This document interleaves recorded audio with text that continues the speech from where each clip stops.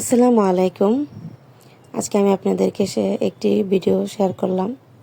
শীতের দিনে আসলে বিকেলে ভাত খাওয়ার চেয়ে রুটিটা বেশি ভালো লাগে, তাই আমি আজকে রুটি দিয়ে খাওয়ার জন্য গরুর মাংসটা রান্না করলাম। আপনারা চাইলে এটা ভাতের সাথেও খেতে পারেন।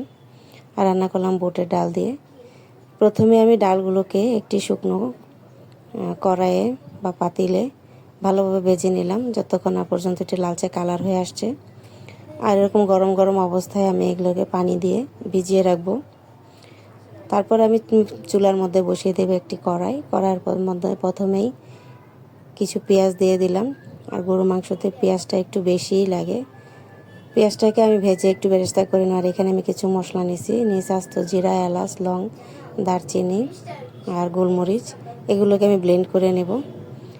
পেঁয়াজগুলো যখন একবারে কালার চলে আসবে, ব্রাউন কালার, ওই মুহূর্তে আমি এখানে দিয়ে দিলাম আদা রসুন বাটা, লবণ।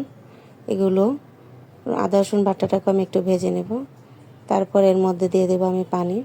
আর এখানে আমার একটু ভিডিওটা স্কিপ হয়ে গেছে, যেটা রেকর্ড হয়নি। এখানে আমি কিছু গুঁড়া মশলা দিয়েছিলাম, সেটা হচ্ছে হলুদের গুঁড়া, মরিচের গুঁড়া, ধনিয়ার গুঁড়া আর টালা জিরার গুঁড়া। এগুলো দিয়ে আমি এগুলোকে কষিয়ে নিলাম। আর যে আস্ত মশলাগুলো আমি দেখিয়েছিলাম সেগুলোকে আমি ব্লেন্ড করে এর সাথে দিয়ে দেব মশলাটা কষানোর জন্য।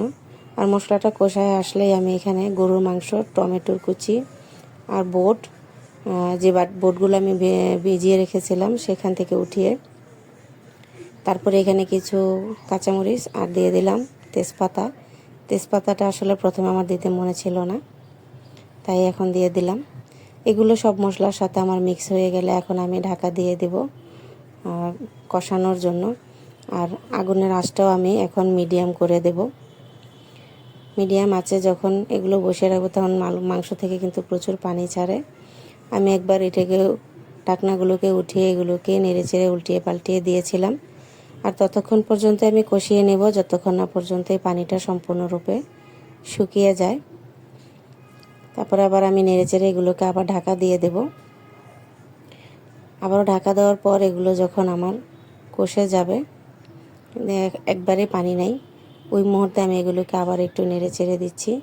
আর এখন আমি পানি দিয়ে দিব। আপনারা চেষ্টা করবেন ঠান্ডা পানিটা না ব্যবহার করে গরম পানিটা ব্যবহার করতে, তাহলে মাংসটা খুব সুন্দর রান্না হয়। আমি এখানে পরিমাণ মতন পানি দিয়ে দিলাম। যেহেতু আমি রুটি দিয়ে খাবো, তাই আমি এটাকে বেশি ঝোল রাখবো না। আপনারা চাইলে মোটামুটি ঝোলও রাখতে পারেন। তারপরে আমি এই পানিগুলো মিক্স করে দিয়ে তরকারিটাকে একটু নাড়াচাড়া করে দিচ্ছি। তারপরে আমি আবারও ঢাকা দিয়ে দেব। এখন আমি মিডিয়াম থেকেও একটু লো করে দেব, যেন আস্তে আস্তে আমার মাংসটা সিদ্ধ হয়। আর বুটের ডাল নিয়ে কোনো টেনশন করবেন না, এগুলোও কিন্তু সিদ্ধ হতে সময় লাগে। এই তো বারবার মাঝখান দিয়ে আমি বারবার ঢাকনা খুলে কয়েকবারই নাড়াচাড়া দিয়ে দিয়েছিলাম। আমার ডালগুলো এবং মাংসগুলো সম্পূর্ণ সিদ্ধ হয়ে আসছে। এই মুহূর্তে আমি এর মধ্যে দিয়ে দেব কিছু ধনিয়া পাতা কুচি। আপনারা চাইলে এখানে টালা জিরার গুঁড়োটা আবারও দিতে পারেন, যেহেতু আমি রান্নার প্রসেসে প্রথমেই দিয়েছিলাম, তাই এখন আর আমি দিলাম না। ধনিয়া পাতা কুচিটা দিয়ে আমি এখনই নামিয়ে নেব।